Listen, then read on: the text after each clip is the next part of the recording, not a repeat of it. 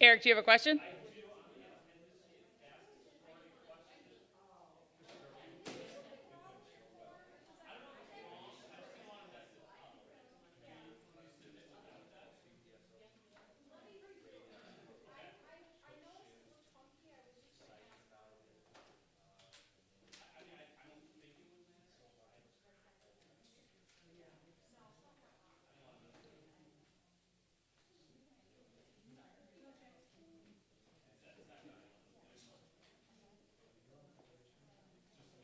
Yeah.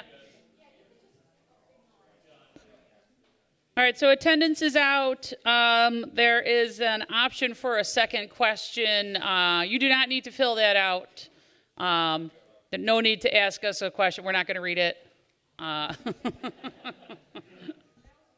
was just an extra little blip.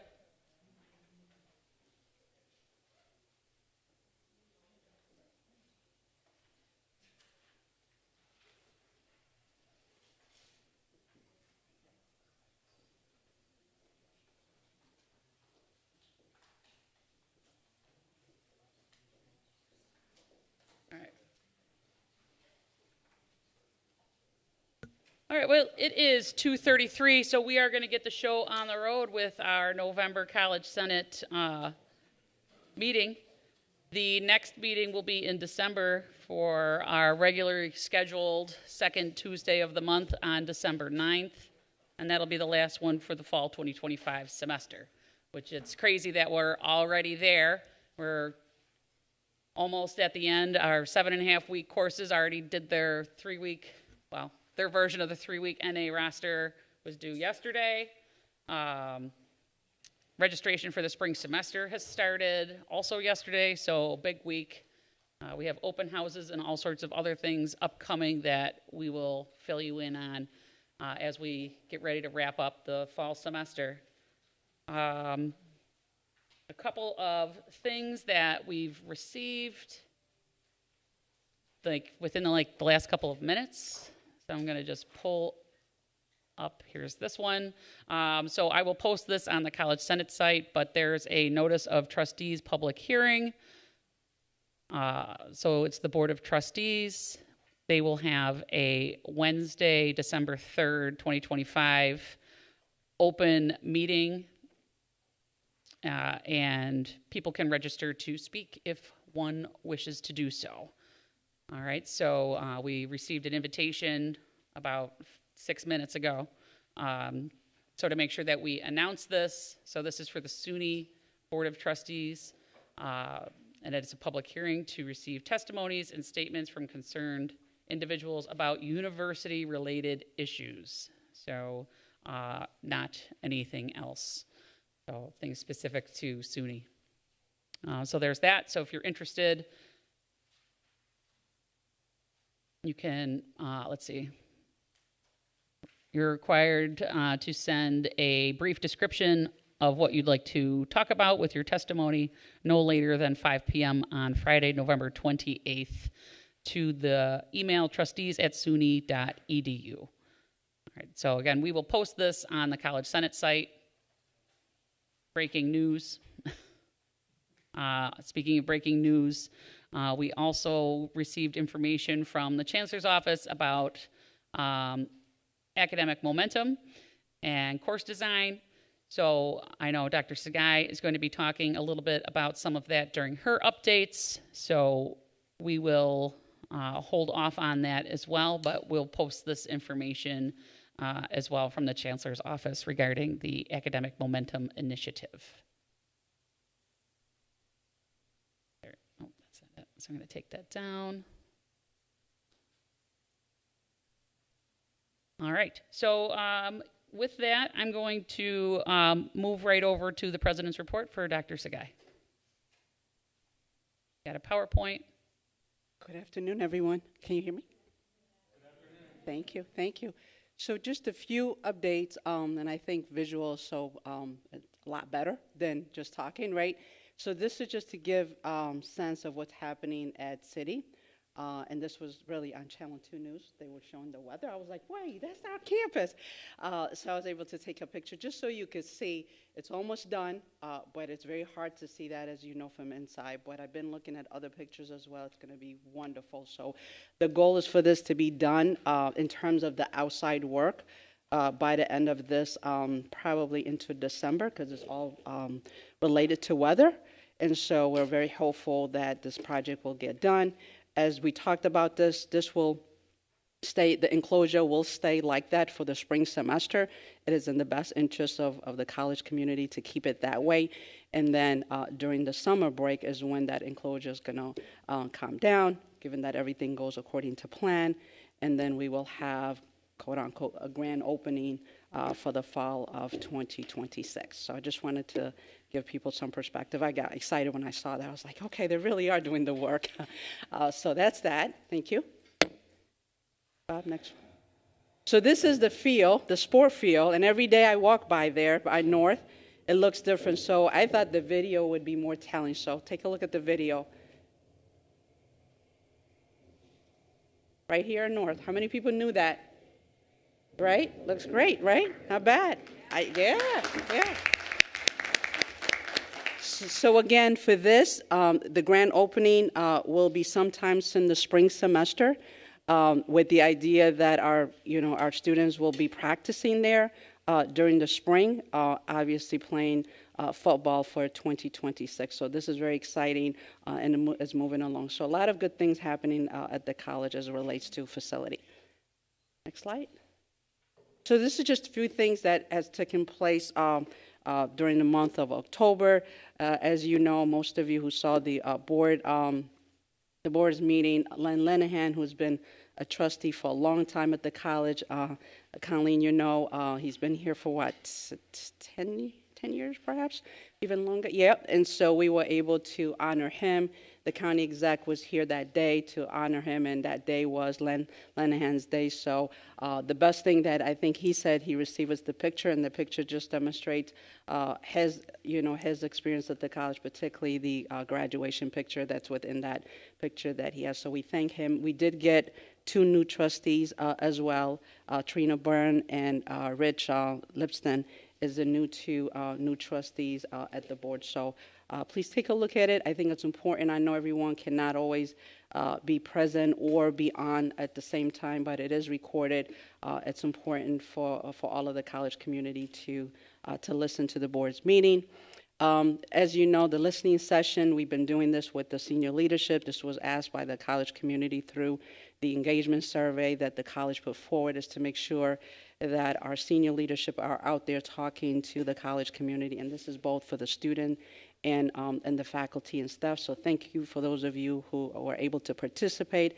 And I understand that not everybody is able to participate, but when possible, to at least have somebody from your department be there, that's great, to be able to make sure that we are communicating and just giving people update as to what's happening. And more importantly, though, also getting recommendation from folks. That's been very helpful. We'll continue this. We'll continue this to go. I think we have a few more folks that we're going to do one. I don't know if Lisa's here, but we're going to do. Is Lisa here? Yeah. Who's next, Lisa? You got to talk into the mic. Sorry. Wrap up on the employee side with ARDA, Adam with finance, IRAP, and HR. So we will be doing those. We're still working out some of the dates with the Thanksgiving holiday, but we will get those wrapped up by the end of November. So schedule coming shortly. Thank you, Lisa. Is Steve Mullen here? Any chance? Okay. So again, our football, Colleen, you know you've been, and maybe others. Who was at the football game this Saturday? What happened, Jason? They won. And it was because people were texting me a little bit. They're like, I don't know, but then they won, right? And so our football team is doing awesome. They're just excited, and a lot of them are here, as you know. So thank you for that, and thank you for Steve and the coaches. And same thing with the soccer. Have any been to the soccer game? Anyone has attended to the soccer game? So we've been doing these little cards to kind of, and Dana has these cards, right? And it's a lot easier. And sometimes we are putting in people's schedule to just see when possible to see if we could go and support our team because they are out there and playing and they're winning, right? And then the Early College Pathway Summit, Tanika? Right there's good.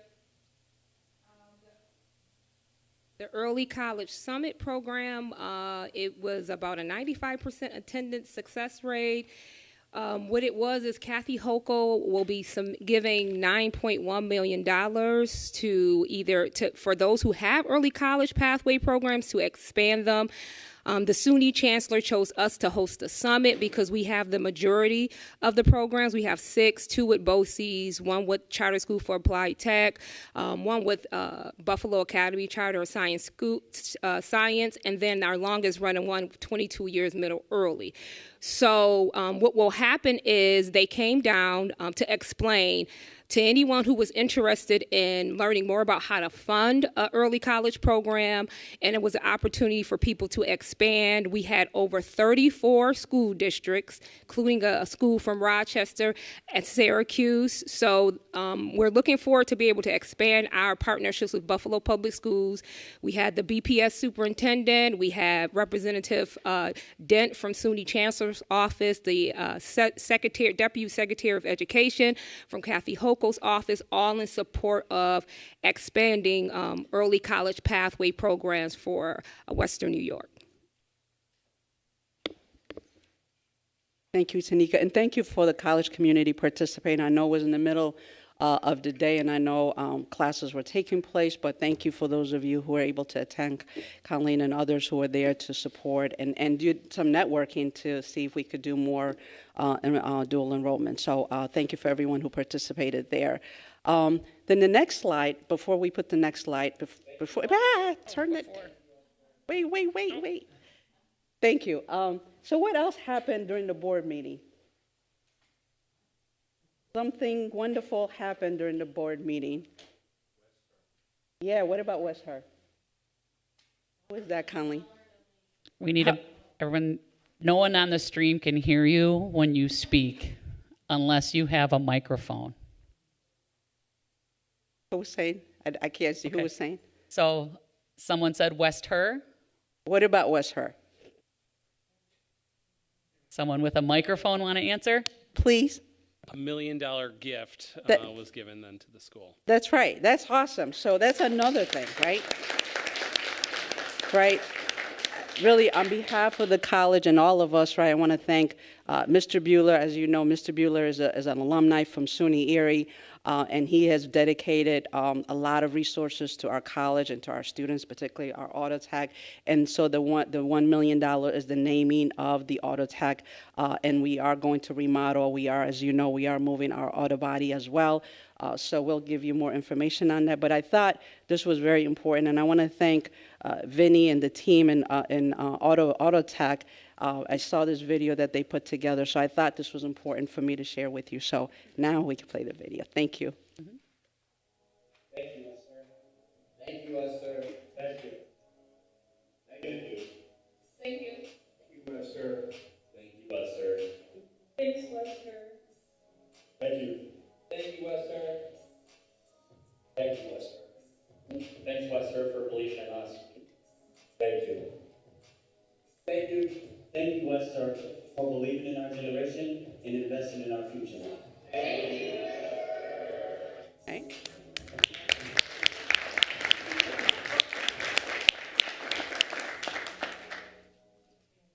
Thank you. Thank you. Next slide. So this is the email that Colleen was talking about in regards to the Chancellor, the Academic Momentum Campaign. And as you all going to read the email that Colleen is going to forward, and certainly we have more information to add to that email as well, speaks to the truth of what we have been doing as a college. So when we think about our 4 foundational principles, what is the first one that we all focus about? What is the first foundational principle? And you got to get to the mic. See, I said it for you, Colleen. What's the first one? Student success and empowerment. Who is that? Is that Eric? That was Eric. Why It is is. why is You Eric can keep your answering? job. Right? So it's student success and empowerment, right? And in order for that to happen, what we need to do is look at a couple of things. And what the academic momentum talks about is that there's 6 broader metric that SUNY is focusing on and is asking all the SUNY community colleges as well as universities to focus on. So the first one is graduating within a 2-year. So we have a metric, and we have to make sure that we are meeting that threshold. And so what they did is give us a little bit of a target goal for us, and I'm very confident in that, and we'll share that goal. And as we go through this process, is to make sure that our students are graduating in a timely manner within a 2-year. The second is to also recognize that it may take them a little bit longer to graduate, so maybe 3 years. What does that number look like for us? And then the third piece is that fall-to-fall retention rate. And we've been focused on this every time that we register our students, right? It's not only fall-to-fall, but we want to make sure that fall-to-spring, right? So what is our spring to fall-to-spring goal right now? What was that email that was sent out saying that we're going to have a total of our goal is what? That includes new, continuing, student who stopped out, right? What's that goal?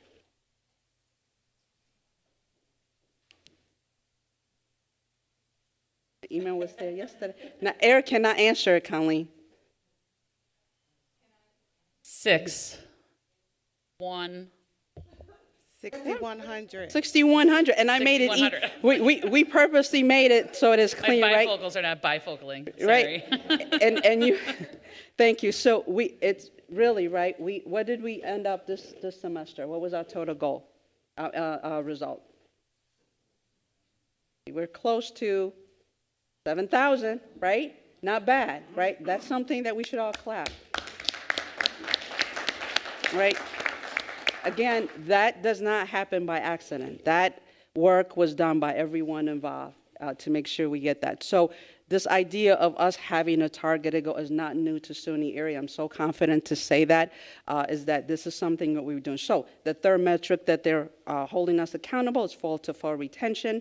And then the other one is to make sure that our students are getting, this is first-time college student for fall of 2026, is that 30 credits or more.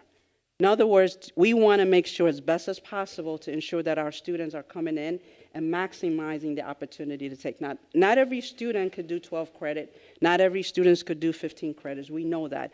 But we also know a lot of students can't. And so we have to advise them appropriately.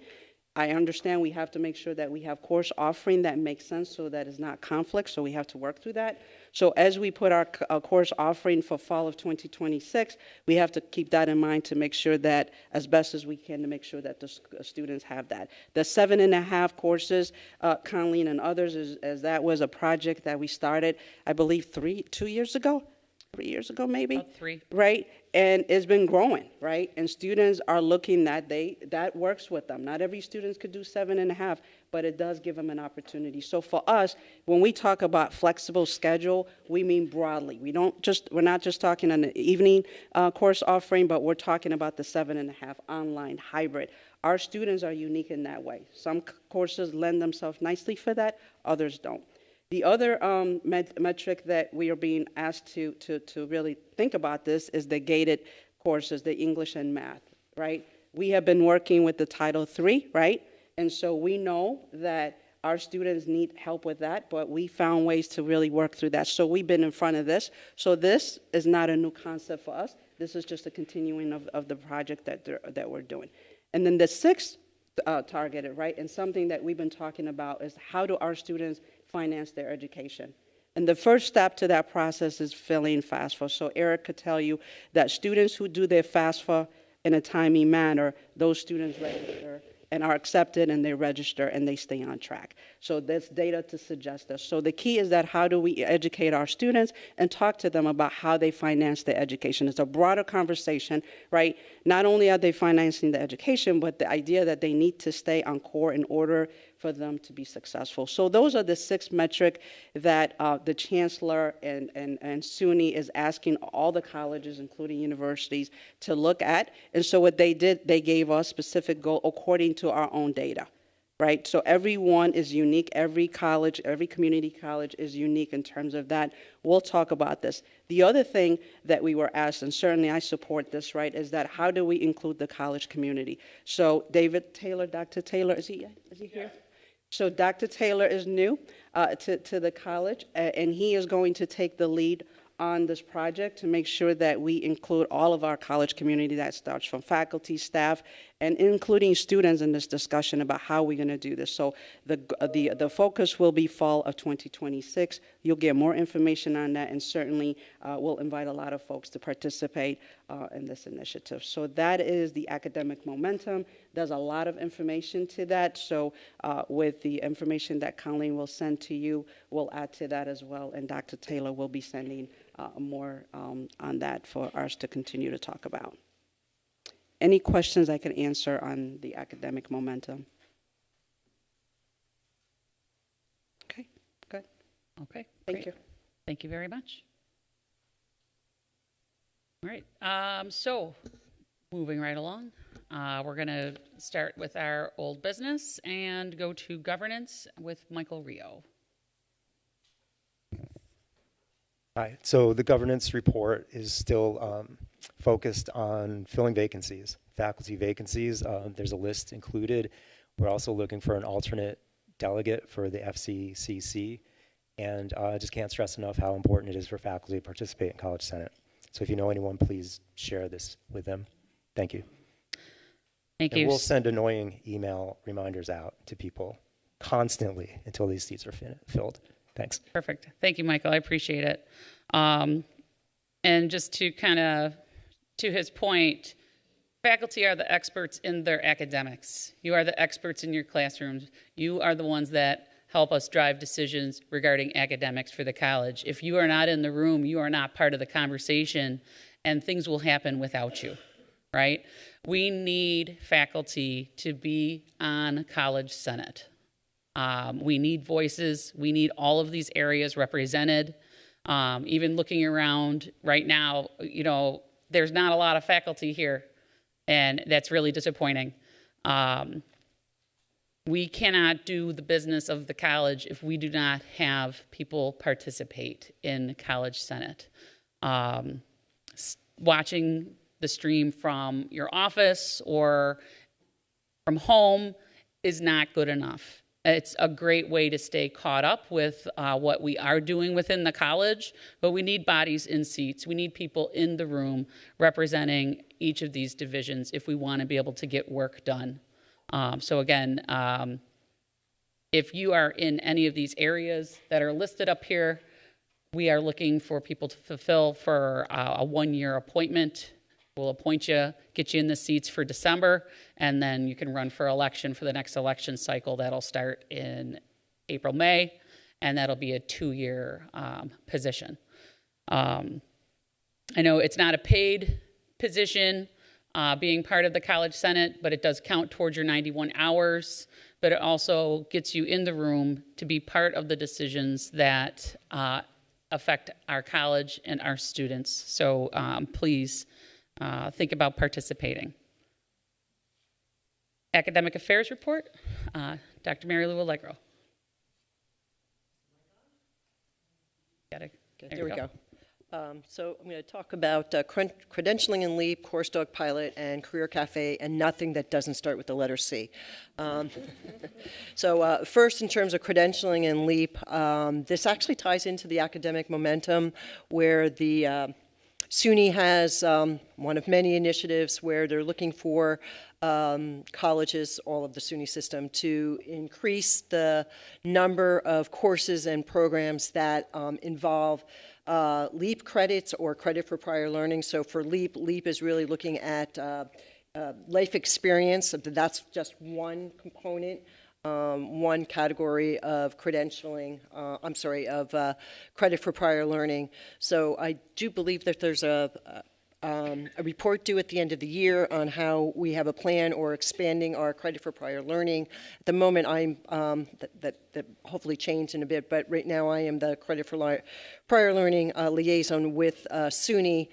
And somewhat related to that, there is was calls for a faculty cohort to get a training in looking at their current courses to see if there were any embedded industry recognized credentials, and if not, working with CourseDog, Google, and SUNY and other entities to see if there were other credentialing. These are industry recognized credentials where not just our degree, not just our courses, not just our program would be recognized, but employers, but things that employers might hire because they're looking with someone that has a Google certification or has an A++ certification or something like that. That being said, this cohort is focusing on the humanities, fine arts, and the social sciences. So I have 3 faculty that are actually interested, so we submitted the application. It's $25,000 for some training and then to work through that. And really what that means is just looking at the curriculum and then basically making some minor changes to our course and our program descriptions so that we can share right, with prospective students and our public that not only are you earning this degree or you're earning this course, but you also have all the knowledge base or skill sets to earn this credential. So that's number 1. 2, the CourseDog pilot. So there are 13 very, very fortunate faculty and chairs that across all 5 divisions that have been asked to participate in the first phase in the pilot. CourseDog is a scheduling software.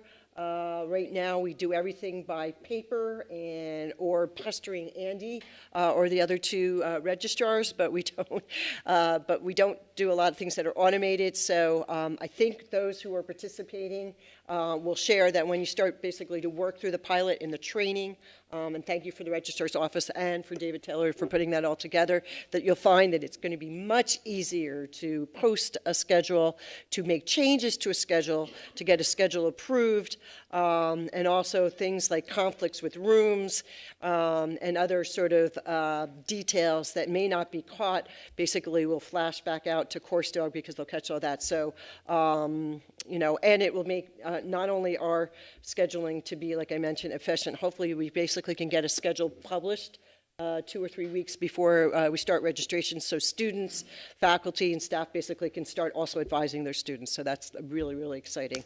And then lastly, actually more exciting than the first 2, is the Career Cafe, because this is something that Nate's going to have in each of the libraries at each of the campuses, starting with new student orientation.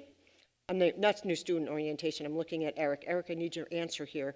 One of the open houses. This will be the open house at South, which I think is November 17th. Close. 19th. 19th, yeah. Am I under or over? Can I guess? Under, so it's Under. okay.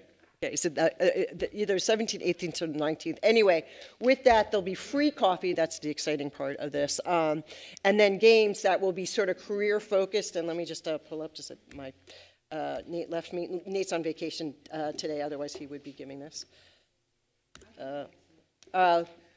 Oh, I'm sorry. Yeah, go, yeah, Tahira. Yeah, because Tahira is actually working with Nate. Go ahead. Great. Thank you, Yes, Tahira. Yes, hi. Nate and I will be working together on the Career Cafe. So once a month, Nate will be coming to the South Campus Library to start November 19th.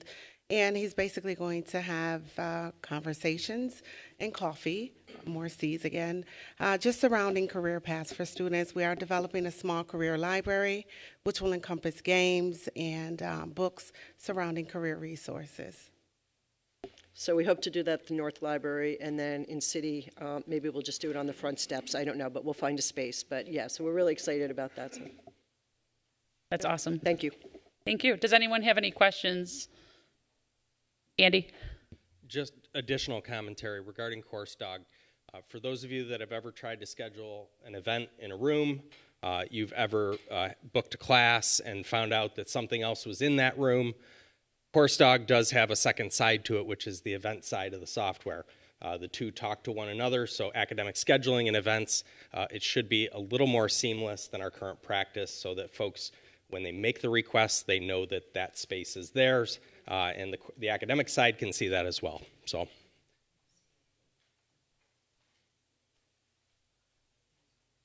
Awesome. Any other questions? All right. It's getting bigger. All right, so next on the agenda, we have quite a few things for our Academic Standards Committee that Amy Yoder and I co-chair. First up is our AI task force. So what I brought up here is the original resolution from 2022. It is 2025. So the original resolution that we created an AI task force through College Senate. Some work was done. It was great. And we have things in many different pockets of the college. None of the pockets are connected. And now we have new directives from Middle States. And it's also a very large SUNY initiative to take AI on, straight on. So while we had this task force and work was done, it kind of petered out. And we are reinvigorating this task force. All right. So we have contacted people from the previous group as well as other individuals in the college that have been identified as interested in working with AI, and they've been tapped to be part of this new task force. Part of what we'll be doing, there we go, is we need to come up with some sort of policy language that is going to involve AI as part of SUNY Erie. Whether it's in our student code of conduct, whether it's in existing policies, whether it's the creation of a new policy, these are all things that have to be done. We need to come up with syllabi statements that work across disciplines. All of these different things that need to be done. Middle States has a requirement, and we answer to Middle States. So this needs to get moving. We appointed in the Senate Executive Committee Susan Rothwell from Math South to be the chair of this committee. So she has contacted individuals to participate in the different work that's upcoming. We'll have a larger update for everybody at the December College Senate meeting, but that work is upcoming. And if you have questions or want to participate in it, please feel free to reach out to myself or Susan Rothwell. And we're getting ready to go. We went to a conference, Amber and I, along with Tara, I would say like Kathy Aiken, Dr. Horn, Pat Ryan was there. So we had quite a few people from the college went to a conference at Genesee Community College earlier this semester, and all of the SUNY community colleges are moving forward with AI, and we need to be on pace with what everyone else is doing if we want to remain competitive. So this is coming, we are embracing it, and we are moving forward. So more to come for AI. Grade change policy. Grade change policy, I'm like, oh, I forgot. I remember. We have sign language that we like to say to each other through eyeballs. So we passed a grade change policy a while ago. You may have seen that it popped up on Board of Trustees last week. Per the policy on policies, if there is not a significant change to any policy that goes through shared governance, the President's Office or Academic Affairs can go ahead and change it with the Board of Trustees. So that's what happened there. One word was added.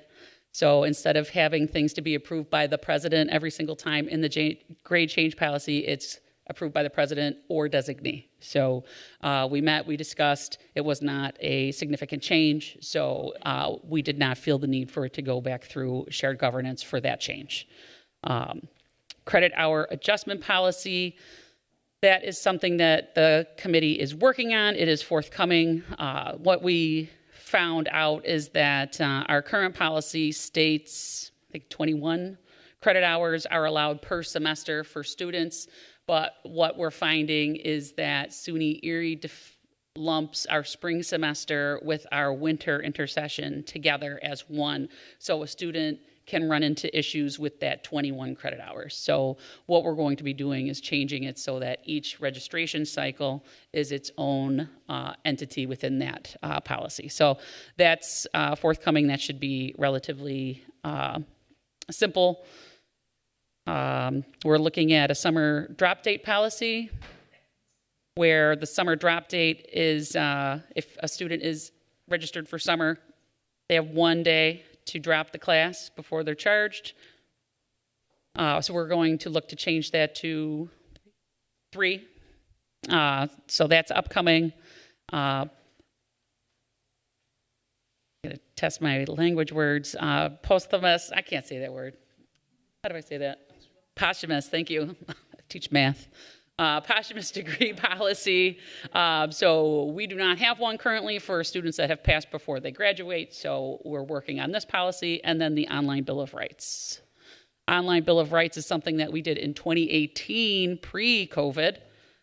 We have been requested by FFECC to take another stab at it and bring it up to date. All right, so we are not voting on this today. It is going to FFECC for them to talk about tomorrow. So the College-Wide Distance Learning Committee, and as well as individuals that worked on this policy the first time in 2018, worked on this to make some changes. Again, this is posted on the College Senate site. We added things such as course materials need to meet all accessibility standards, right? That's not on there currently. Online courses need to be delivered, and this actually changed also online, all right? If it's an online class, it is online. It is structured. Another thing that we edited is response to student queries. This was actually quite, this is like about a year of fighting this bullet, approximately. With response time from instructors to students, we're going to try to bring it back to 72 hours, which takes us through a weekend, right? So if a student emails you on a Friday, you have until Monday to respond, right?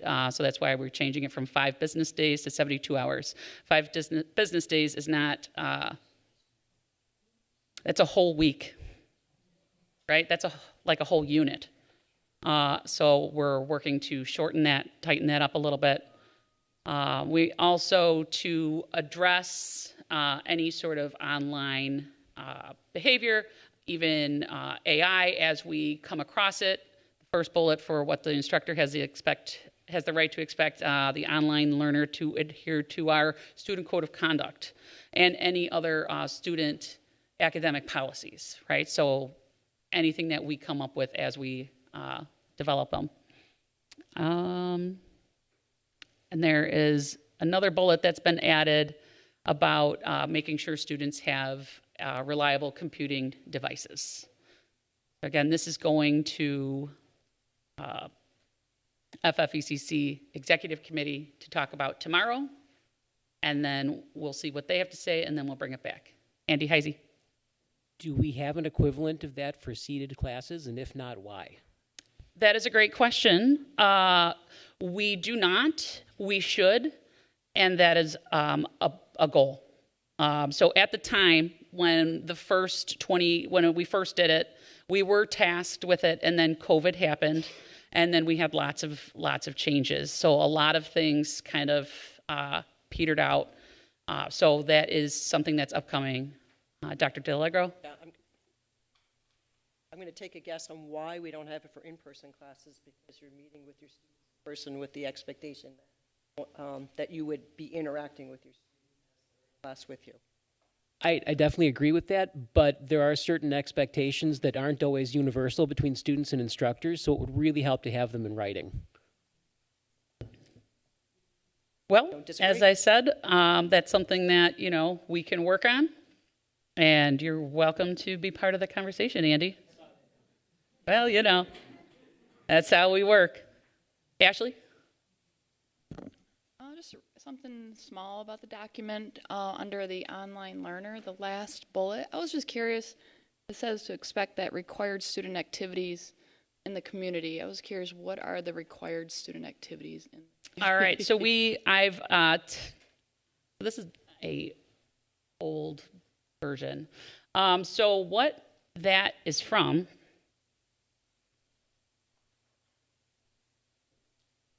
draft. And this is my bad because I don't think I sent this to Mary. Hang on. Don't know how to work computers. Final draft. There it is. So I've got some definitions here.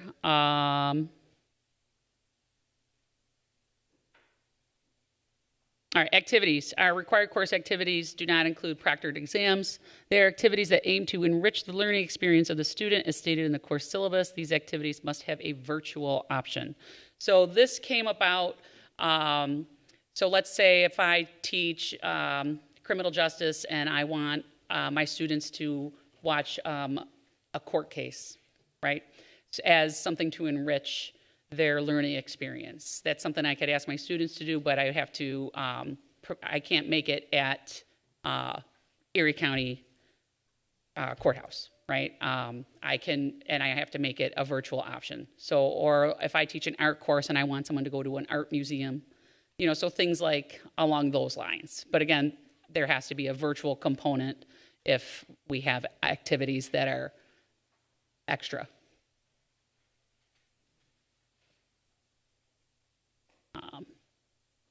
This is the clean version.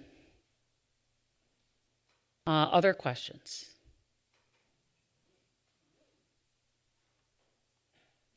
All right, so I will also update the Senate website to have this nice version up there for us. A lot of the language came from iPads and from SUNY directly. And so again, this is one of those things that we're catching up to where everybody else is and trying to be the same as our competitors. That won't go away. Yeah.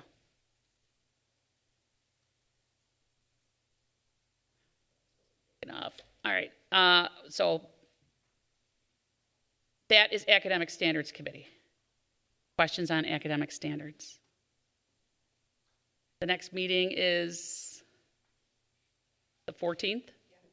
All right, the 14th. So hopefully we'll have some things finished by then that can come to you for a potential vote for December.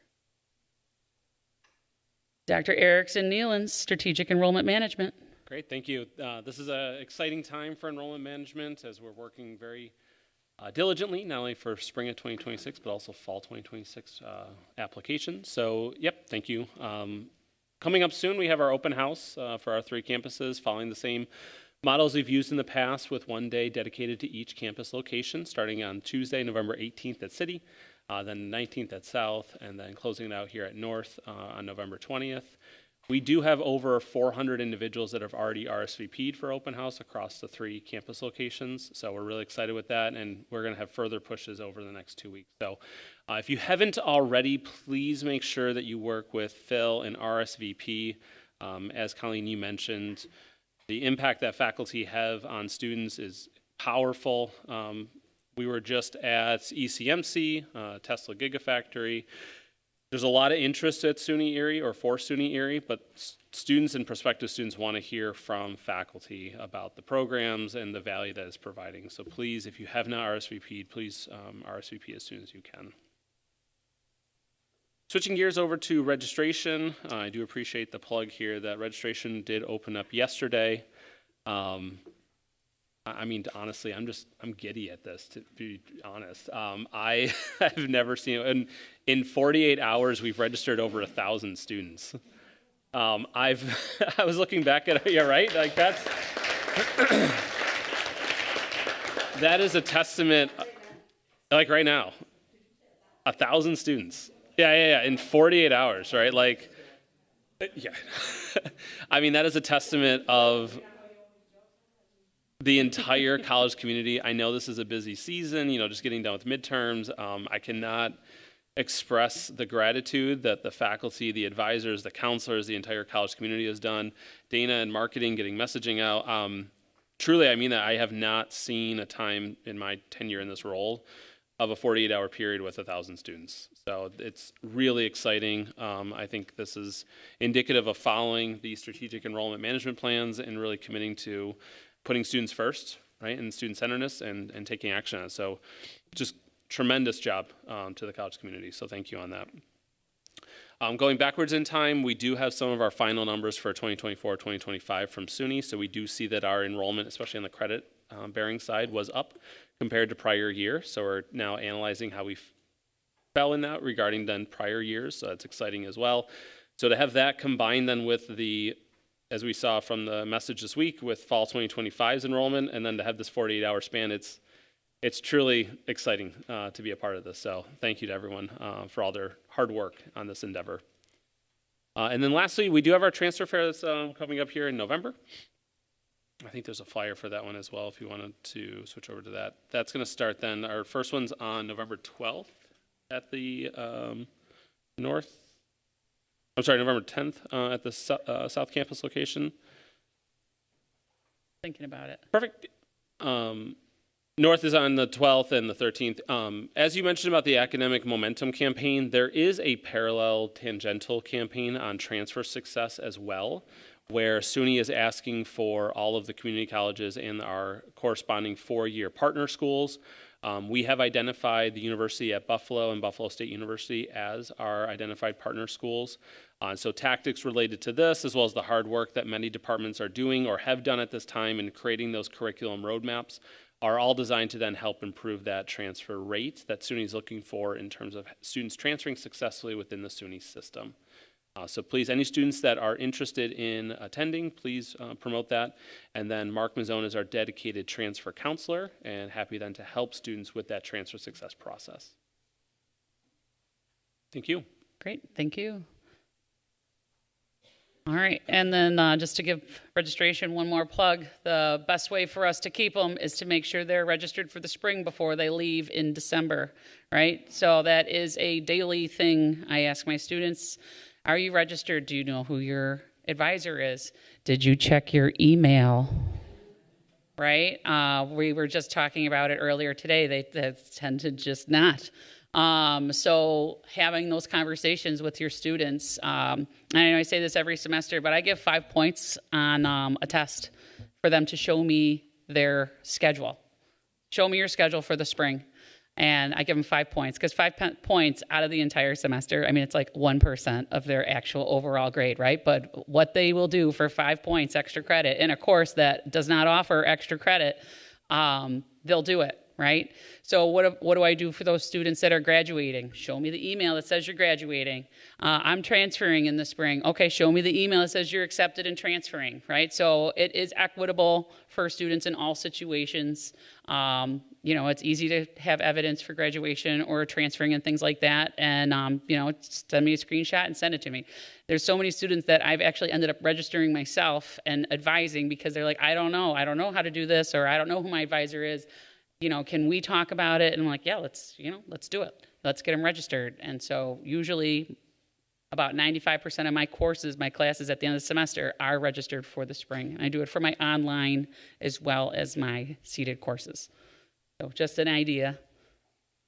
Teagle Grant, Dr. Sabrina Kane. Okay, well, we're getting to that time of the semester where we're having some exciting programming coming up for the Teagle Grant. So just this week, Thursday at 2:30 p.m. will be a panel discussion question and answer session from those instructors who were involved in the EN 100 pilot this semester. Now, I think this is primarily of interest and targeted at the other English professors, but if you're curious and want to see how those first classes have come, shoot me an email and I will get you an invitation to that. It's going to be a WebEx. And then perhaps a little bit more enticingly, next week, Friday the 14th, we are having a speaker come again, Patrick Kenny from Onondaga Community College. And so it's going to be a general overview followed by some heavy-duty workshopping. So if you're interested in becoming involved, getting your course involved with Teagle, it is in G100 starting at noon. It's going to be catered by the lovely hospitality management program, so some good eats this time. And it's going to be from noon to 4 with Patrick Kenny.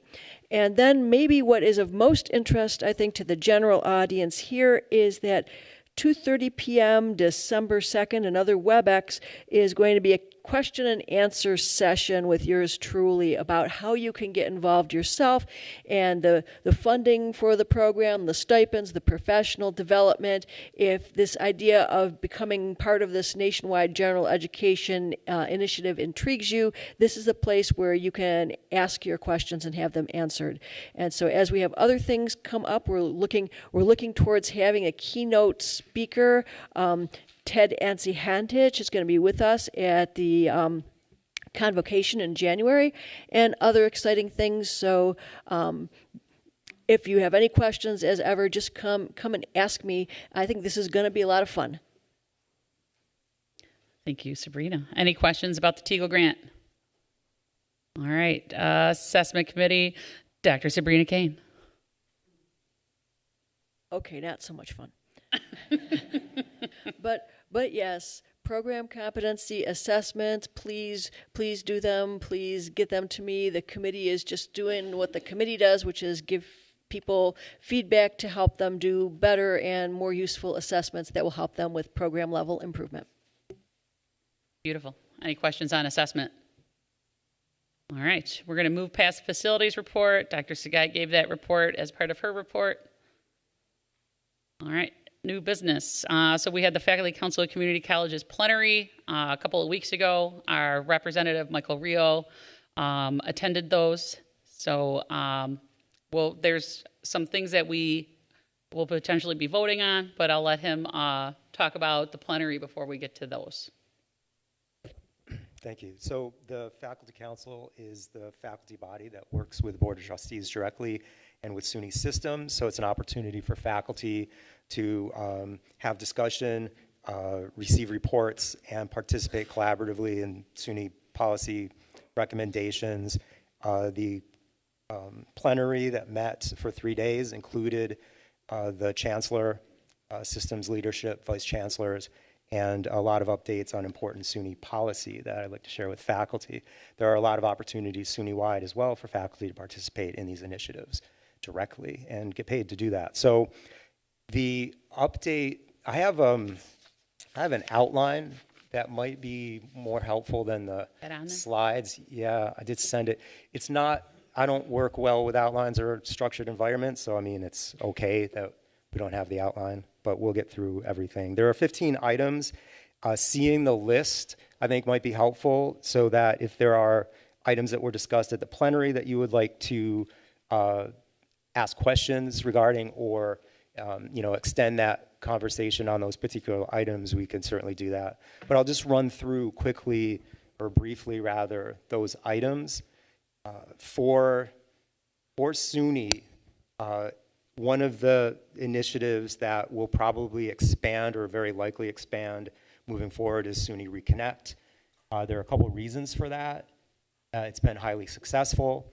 It's easy to publicize, and the metrics are really clear. Those goals where 28% of SUNY students are 25 years or older, and that the demographic statewide is the largest expanding demographic that we have access to for recruitment at SUNY community colleges and four-year programs, that is potentially a large source of cost of value for community colleges, having students complete degrees and go back into the workforce. And again, to get funding for SUNY Systems is trying to show that there is a value benefit to supporting community colleges especially. and that is seen in contribution to labor and intellectual endeavors as well, I would imagine, but probably more difficult to quantify. So in support of the SUNY Reconnect program, the Adult Learner Leadership Initiative, which is bringing money in from Achieving the Dream, is offering or providing financial support to community colleges with specific targeted outcomes or goals to support larger projects such as SUNY Reconnects. So my understanding is SUNY Erie is participating in that, and the awards were mostly around 50,000 or 50,000 per community college. Another important discussion that's been ongoing for a couple years now and seems to be moving forward with SUNY is looking at success rates at community colleges with the metrics of the Richmond Federal study. So we're not looking at students and measuring success rates just on completion of degrees. We're looking at credential completion. We're looking at students that don't graduate but pick up their coursework at a four-year school. And we want to see those metrics reflected in the success rates for colleges rather than just looking at retention and graduation rates. I think that's really important because a lot of the work that we do at a community college isn't reflected in those statistics. Academic momentum was mostly covered. Like, I really was hoping that some of these we'd be able to skip over because, you know, of earlier reports. The metrics or the deliverables that community colleges are being asked to meet are important for faculty to be aware of. Generally, the conversation at the Faculty Council was one of concern because the outcomes seem to more align with achievable goals at 4 years rather than community colleges. However, SUNY seems to be really rather accommodating in the negotiation of those outcomes per school. So each college has been invited to have a conversation to set those outcomes or find ways to agree upon those outcomes. I can't report, I don't know what those are for SUNY Erie, but those would be helpful to know, right? What else? Yep, Dr. Sagai? And we'll share that out Right, to the yeah. college community. Thank you. And I think for us, in terms of some of that negotiation, is because we've been doing the work. So it made it a lot easier for us to agree to that because this is what we've been doing, the registration, all the efforts that we've been putting on, including the Title III grant that we've been participating in. But we will share that information.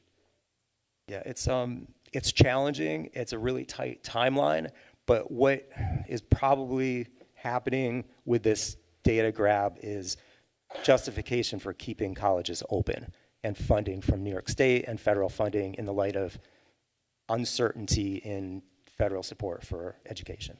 So participating and meeting those goals is the work of, you know, all faculty and all stakeholders, if I can use that term. Okay. Questions, first 5 items, only 10 to go. Okay, workforce development and workforce Pell.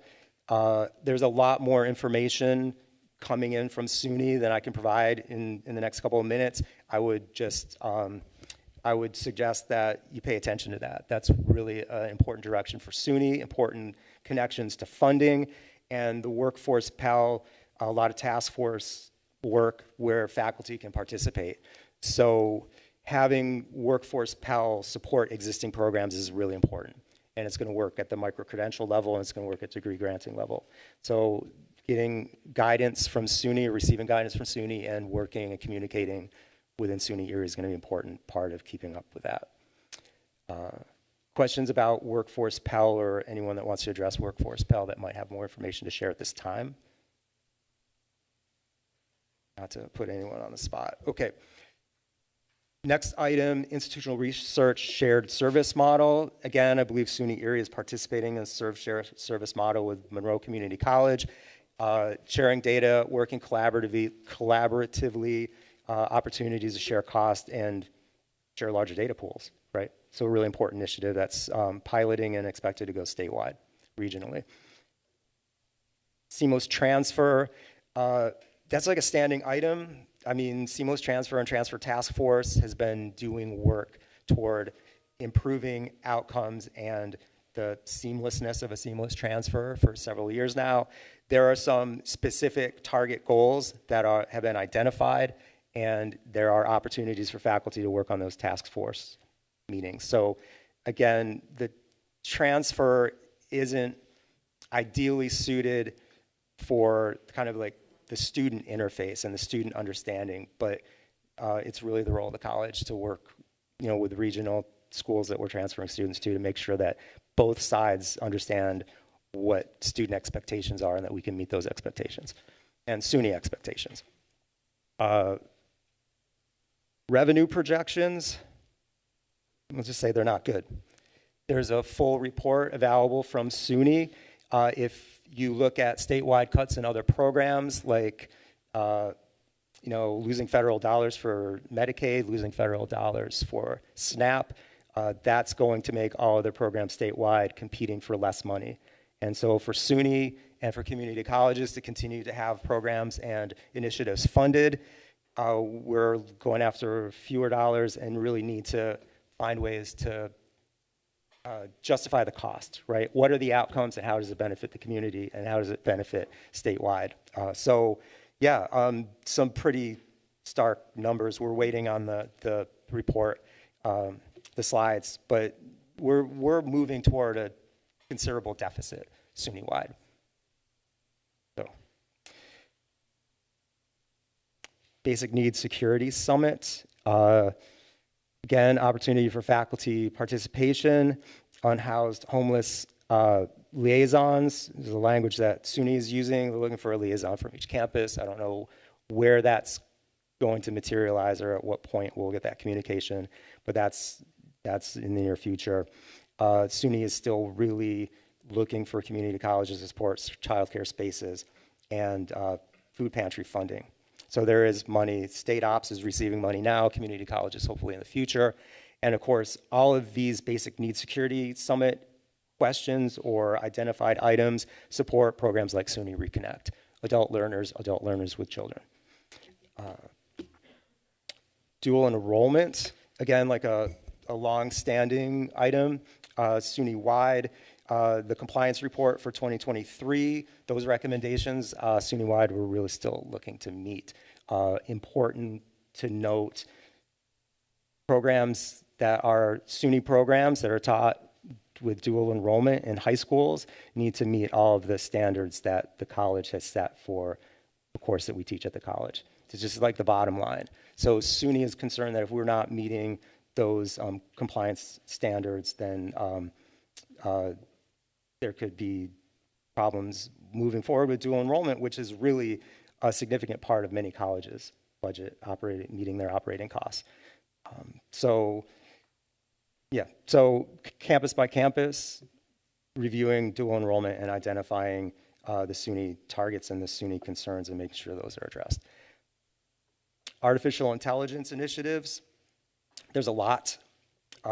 There are a lot of opportunities for faculty to participate, and areas for improvement, probably communication from SUNY to participating, SUNY colleges, right?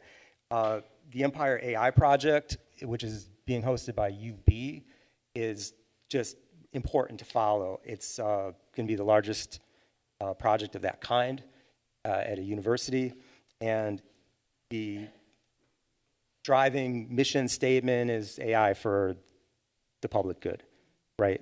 So it's a real opportunity to participate in an AI initiative that isn't generating revenue for shareholders, but students and faculty that are stakeholders in a larger mission of good. Do we want to move to the resolutions? Yeah, thank you. All right, so the rest of the items, let me know if you have questions.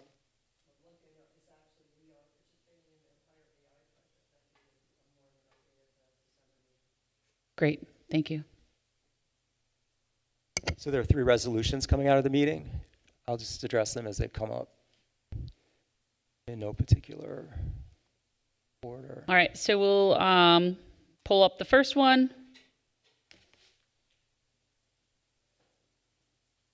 I don't know if it's actually the first one, but it's the first one we have listed on the website. So we're going in that order. So the first one, and thank you, Michael, for attending that and bringing back all this information. There's more detail on the slides that are also posted on the College Senate site, as well as more for forthcoming. So this is the first one, advancing shared governance, excellence, and protecting campus and statewide faculty representation. So this is a resolution that came out of to really just kind of codify the importance of shared governance across community colleges, but also the university systems. There was some issues that happened at other schools, not us, because we do a good job, but not everyone does shared governance like we do. So this resolution, and again, it's posted, it's been up for a while, is to address that. So we're looking to reaffirm what we've already done with excellence of shared governance across the community colleges and to pledge safeguard of governance participation for faculty, staff, and students.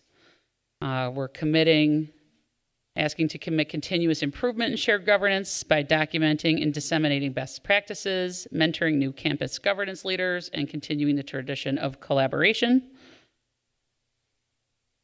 And calling upon SUNY system to create a procedure that provides guidelines for community colleges that ensure faculty have the unimpeded opportunity to serve as an FCCC elected officer or appointed leader. That is the resolution. Michael, would you like to make a motion to approve? Yes. Do you want to vote as a block, or do you want to do these separately? As a point of order. Well, I guess that's the. So we have three. Let's do. Why don't we just do them separate? Yeah, Let's just do them separate. This one's already up. Yeah. So the resolves are pretty straightforward. I'd like to motion that we endorse this resolution. All right. I need a second. Tom Webb, thank you. All right. Any questions or comments about this resolution? All right. And since this is something that is going to go past us, we are going to send it out as a vote electronically. Test Amber's vote skills. This is her first one.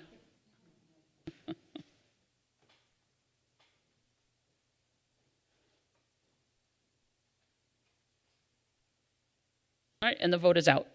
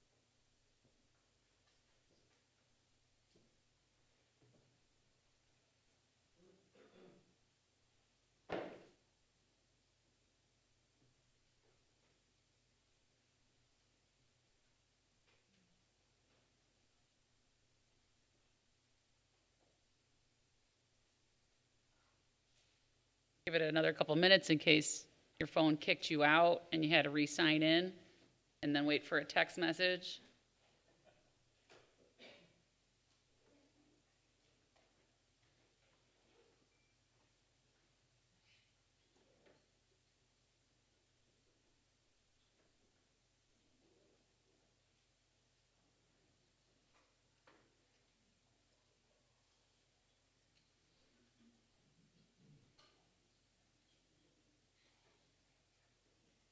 All right, so the resolution has passed unanimously, so with 100% in favor.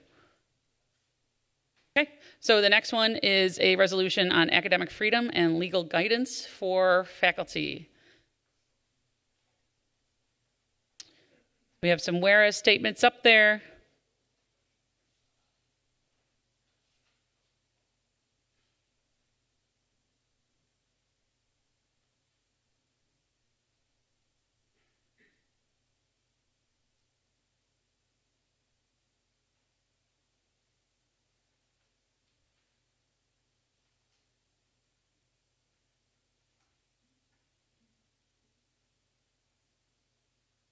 So what the Faculty Council of Community Colleges is looking for is to strengthen and safeguard academic freedom protections for faculty,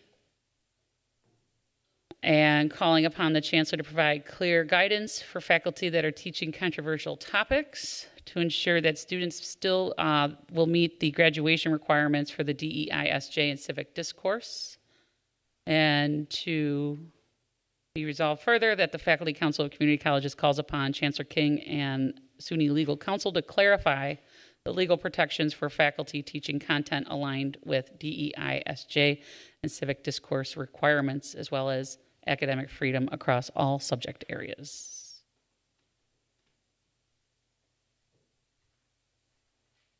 Michael, would you like to make a motion to approve this resolution? Motion to approve. All right, I need a second. All right, Sabrina, thank you. Any discussion on the resolution? Do you want to add anything? Yeah, speaking in endorsement of the resolution, it's important to note that the Chancellor and SUNY stand behind faculty, academic freedom, and teaching of DEISJ. And this is just asking for clarification of, in those events, that legal representation is needed. What's that going to look like? And yeah, I guess that's it. Thanks. Great, thank you, Michael. All right, the vote is out.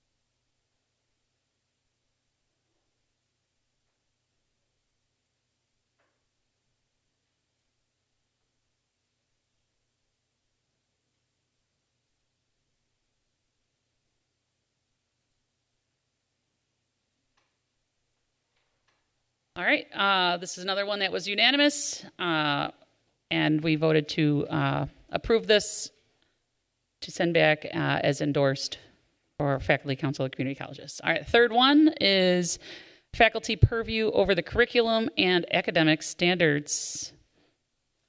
So we have some language reiterating state education law, some statements from AAUP on government of colleges and universities that states faculty has primary responsibility for such fundamental areas as curriculum, subject matter, and methods of instruction, and those aspects of student life in which relate to the educational process. Faculty sets the requirements for the degrees offered, determines when the requirements have been met, and authorizes the president and the board to grant the degrees thus achieved. All right, so we have some joint statements and shared governance from 2015. Joint statements with SUNY and CUNY.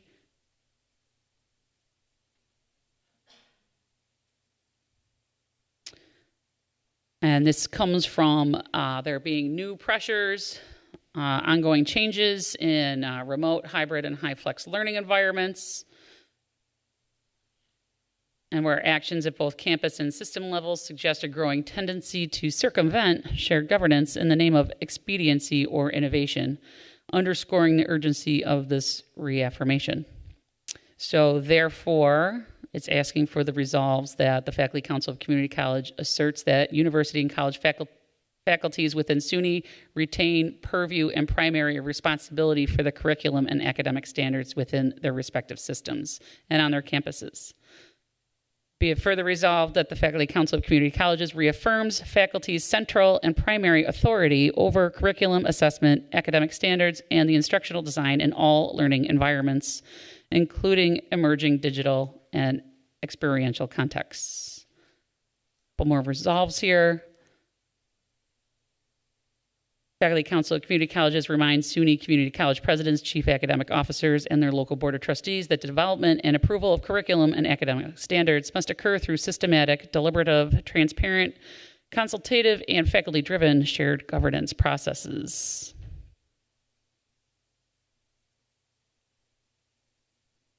All right, and then finally resolved that the Faculty Council of Community Colleges urges all stakeholders, including the Governor of New York, state legislature, the SUNY Board of Trustees, and community college leadership to uphold and reinforce the faculty's primary role in curricular matters through transparent, inclusive, and campus-based shared governance processes.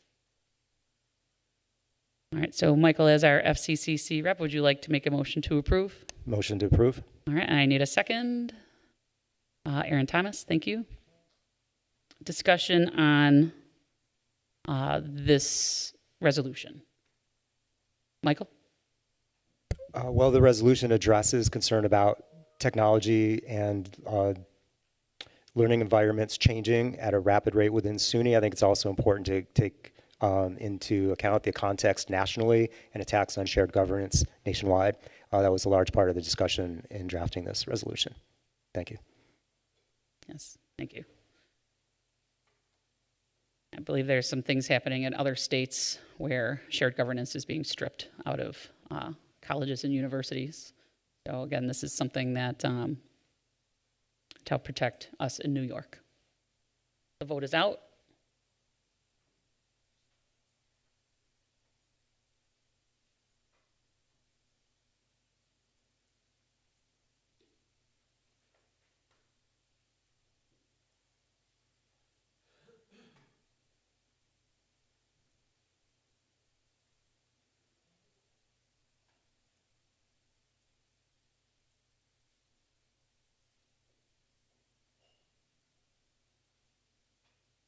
All right, all the votes are in, and we have another successful vote, unanimous in support of this resolution. So we will send this back to, where's the agenda? There it is. We'll send this back to Faculty Council of Community Colleges that SUNY Erie should be named as supporters to endorse. New website.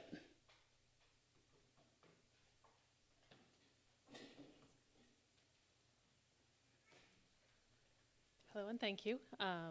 For those of you who don't know, this is Aaron Clift, our web designer. And so I cannot take credit for the website because Aaron was the ringleader for this.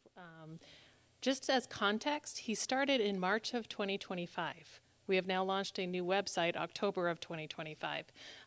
So kudos to the entire marketing team for the efforts, and kudos to Dr. Sky for supporting some extra services through the Martin Group and things like that. But I am going to step aside from the mic and let Aaron kind of walk you through what phase one, so this is only phase one, of our new look and new design. Hello, everyone. As Dana said, I started in March, and this is what I've been knee deep in for the last few months now. Phase one is mostly a visual overhaul. We've really enhanced the visual storytelling on our site. We've reflowed some key pages, including the Visit Us page, the About It page, Home page, and some other key pages that students tend to land on. And also with this update came a few content updates as well, including a whole hub for human resources, so prospective and current employees can easily find information, as well as a better student life section, since before it was all on one page, and now it's been split out to a couple pages so students can easily find that information.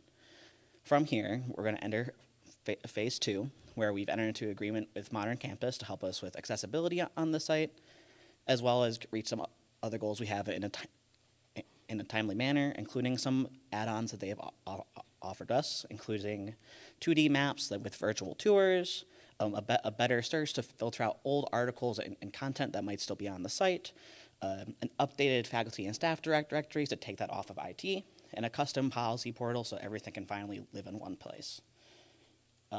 As we update the site, now that it is very visual, we'll need a lot of help with gathering photos of students, faculty, and staff. So if you'd like to be one of our models, don't be afraid to reach out to marketing@ecc.edu. Please, we need a lot of photos. Any questions?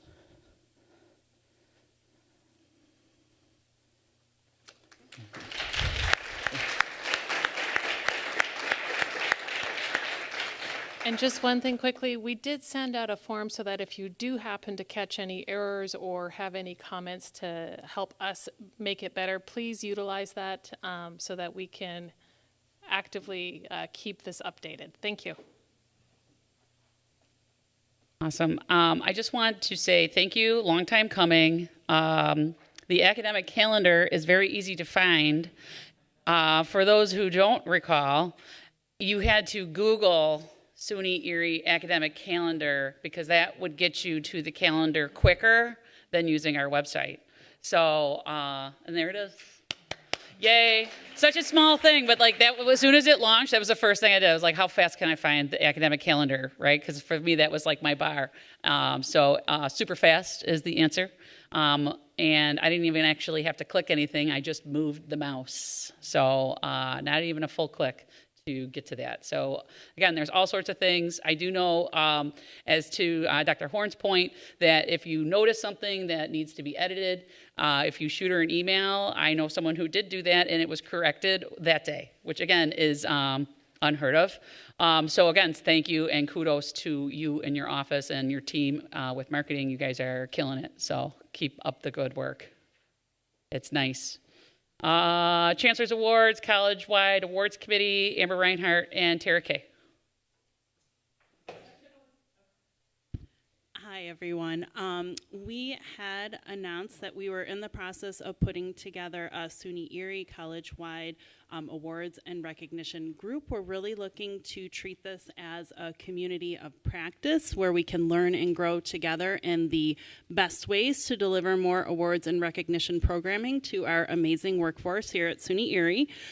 We extended invitations to representation from each of our unions, from College Senate, from Cabinet, and from our key departmental strategic partners, which are marketing and communications and events management, which are, play key important roles in awards and recognition.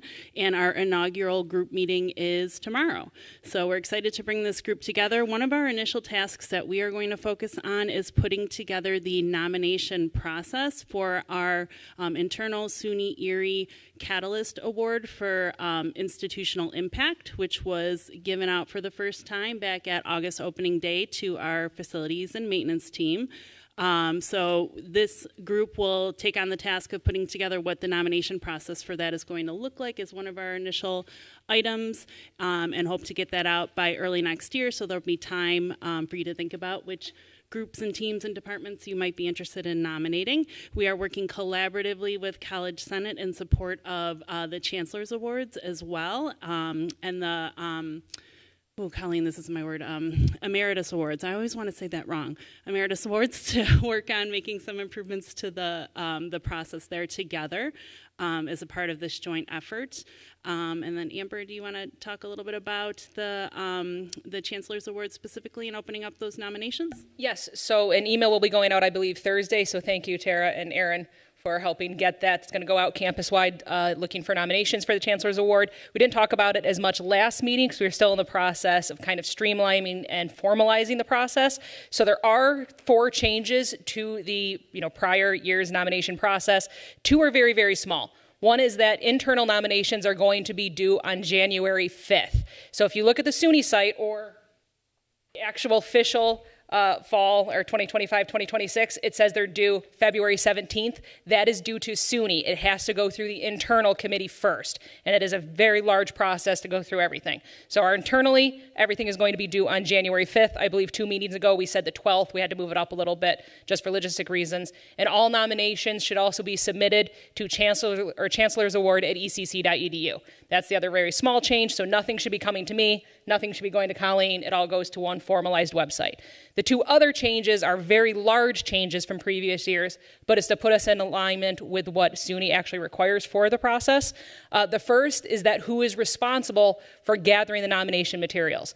In the past, how it had been done is if you nominated somebody for the award, the nominator was the one who was responsible for gathering all the nomination materials, which didn't really make sense because how would you get somebody's most recent CV if you didn't tell them about it? So the way it's supposed to be done and the way we're doing it from now on is you nominate somebody, your only job is to start the nomination process and to write the initial nomination letter. The nominee is then notified of their nomination, and if they choose to accept it, they have to complete their nomination packet. That is the other part of the process that has changed. Previously, what was required in it was a nomination letter, letters of supports, the current CV, and a candidate summary, which is not written by the candidate, it's written by the committee. But we've added to it, again, in alignment with what SUNY requires, candidate statements talking about who you are, teaching philosophies, everything like that, and a portfolio. The only reason I really want to stress this right now is for the teaching ones in particular, it also does require a student evaluation. So if you are looking to nominate a teaching Chancellor's Award or an adjunct teaching, make sure you do that sooner than later so that they have time to gather the materials that they need. We do have an official, which is going to go out on Thursday, packet with all the guidelines that go through this in great detail. And because of the kind of short turnaround on this, we do say that we'll accept student evaluations within the last year.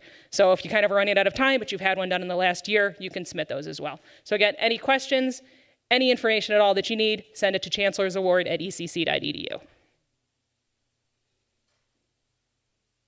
Questions about either of these? And so there's more detail posted on the College Senate site. And again, this is straight from SUNY. As far as the student evaluations, we have it somewhere in here. What we can, there we go. You can choose the FFECC rank advancement student evaluation or some other method. Just kind of work with us on what you want to use. All right, so, and this is not something that is shared beyond the committee, so it's internal. SNAP benefits, College Senate food drive. All right, so we have some props. Along with our federal government shutdown is a threat to SNAP benefits, and as of November 1st, right? So College Senate, we've, being in the classroom, working with students, a lot of students are very stressed about losing SNAP benefits, and everything that comes along with that. So we are working with the Deans of Students Office and Student Affairs to do a food drive. So we have some flyers. So we worked with our Student Affairs team on coming up with some ideas of what you can purchase, right? So we went shopping and just put a bunch of stuff in a cart. The one, I went to Save-A-Lot, and it was around $45. We went to the Green Dollar Tree for the personal products. That was $20-something, somewhere around 20. And then we went to the Yellow Dollar General for the stuff on the right, and that was a little bit more expensive. That was around 50. So we kind of gave some ideas as far as what we can do. With the food drive, we're looking for new food. Don't clean out your cabinet and give me dusty, gross food that is expired. People do it. Don't do it. Don't be that person. Go shopping, get a box, get a bag, right? And put the new items into the bag and bring us the bag. That would be great. I have a box for all of these, and we're going to bring it right to the food pantries on each of the 3 campuses. Again, it wasn't super expensive. We are not doing this in response to Thanksgiving. This is in response to the federal government shutdown and the loss of SNAP benefits for our students and their families, right? They are bringing this home for their families. So what we also did, I didn't do it, Amber did it. So Amber created a recipe book with shelf-stable items and different things students can make with shelf-stable items at home with like a microwave, right? Yeah, go ahead. Yeah, there's only 8 recipes in there, or 12 recipes in there so far, because I did it in like 6 hours. So if anybody has suggestions, please send them, because this is more of a proof of concept, but we thought it would be a fun idea, because we know a lot of students, they look at the ingredients, and you're like, that's why I think the cans of corn and the cans of beans sit there, is they don't know what to do with them. So everything in there is based off of solely shelf-stable items. It's a combination of recipes that I found on Instagram and different blog posts, and some from when I was a very impoverished adjunct that I had myself. But yes, this is more of a proof of concept of something we were working on that we think would be really fun to release in the food pantries as well, just to help students out. So if anybody has any cool recipes, send them please, because that's just a short one right now. Great, thank you. And, you know, we have on there, Jason. Can I just put in a really quick plug for 2 things? One, we are in desperate need of pasta sauce. One of the things that I think folks don't take into account, they donate a lot of boxes of pasta, and unless you have something to go with it, it's really difficult to turn that into a meal. And particularly since a lot of the things, you know, I know college students, others eat buttered noodles. Well, butter is very difficult to come by in food pantries. The other thing I would put a plug in for is something we don't necessarily think about when families have small children or any children and they're looking to celebrate their birthdays. Something easy that you can do is to buy kind of a box of cake mix, a thing of frosting, and a small tin. Put in a dollar store 50-cent card, and that you've made someone's birthday very special. So just a couple of kind of quick plugs for that. Yeah, no, absolutely. And honestly, we had a lot of fun with it shopping. You know, we got like Rotel tomatoes, right? Things with flavor, chicken bouillon, you know, the packets to make brown gravy, right? Different types of marinara, things like that. So just try to, if we're looking for things that, you know, students can make meals with their families and not just, you know, open up a jar of green beans and heat it up, right? So we hope everyone would like to participate. We've worked with Jason Perry's office with making sure that we can get things into the food pantries, drop them off when they're open. Ashley. Since the beginning of the semester, I have encouraged students to deliver personal care items to my office. Since I became aware we didn't receive any outside donations for personal care items, I have about 2 computer paper boxes full of personal care items. I'm excited to donate at the end of the semester, so I'm looking forward to encouraging them to continue to support that. And yeah, and any surrounding faculty and staff also helped too. Awesome, thank you. And with the personal care items, one of the things that we don't think about is dish soap, laundry detergent. Again, we went to the Green Dollar Tree, they were $1.50. And we got Comet Cleanser with bleach, right? We got some antibacterial soap and things like that and deodorant, so not a heavy lift if you so feel inclined. We have some lists on both sides of the room if you want to snag one on your way out. We're also going to be posting them on the College Senate website, and we'll include it in my email later this week. Yeah, just bring them directly to the food pantries on all 3 campuses. I'll have those room numbers on the email as well, so that you have that. But just a small way that we can try to help out our students when things are not great. So. New College Senate logo. That's right. Yes, we are launching a competition for a new College Senate logo. I just sent out the first email to get approval from you guys about it, so that's awesome. So we'll be sending that out to students soon. We just have to finalize what our due date is going to be on that. So whatever logo we choose is going to be the official logo designed by one of our students for the College Senate, and then there will be a small prize that goes to runners up as well. So that'll be really exciting. Yeah. So instead of that thing. Right, and many thanks to Dr. Dale Allegro's office, who's taking care of the prize. As soon as we said we wanted to do it, she's like, I got the prize covered. I was like, perfect. So That concludes the College Senate. You got out early in September and October, so it's 4:05, too bad. Oh, and we have an introduction.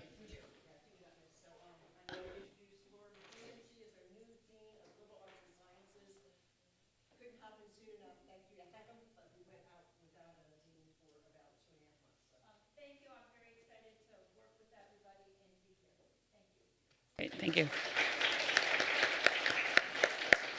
Awesome. All right, so the next College Senate meeting is December, with, again, some potential things to be voting on then, and we'll see you then. We're going to close off our public portion of our meeting at this point and then move to the good of the order.